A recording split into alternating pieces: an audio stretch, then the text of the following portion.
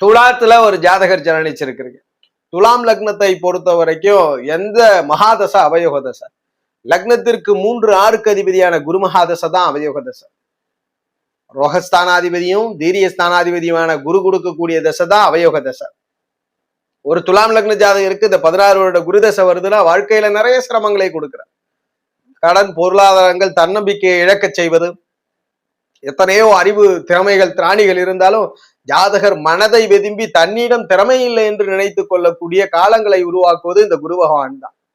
இப்படிப்பட்ட குரு பகவான் ஒரு 16 வருஷம் மகாதசை துலாம் லக்னத்தை சிரமப்படுத்துகிறது. துலாத்திற்கு குரு தசை தான் அவயோக தசை, அவயோகம் செய்யும் மகாதசை. அப்ப எல்லா துலாம் லக்னத்திற்கும் குரு தசை அவயோகம் தான் பண்ணுமானா, ஒரு சிலருக்கு நல்ல வேலை, பதவி, அதிகாரம் கொடுக்கும், புகழ் கொடுக்கும். எப்பொழுது என்றால் குரு வலுவிழந்து லக்ன திரிகோணாதிபதிகளான 5 9ஆம் அதிபதி ஏதாவது ஒருத்தரோட தொடர்புல இருந்துச்சுன்னா அப்பருக்கு மட்டும்தான் குரு நன்மை பண்றார். பெரும்பாலான துலாம் லக்ன ஜாதகர்களை குரு சிரமத்தில் ஆழ்த்துகிறார். குரு தசை அவயோக தசை.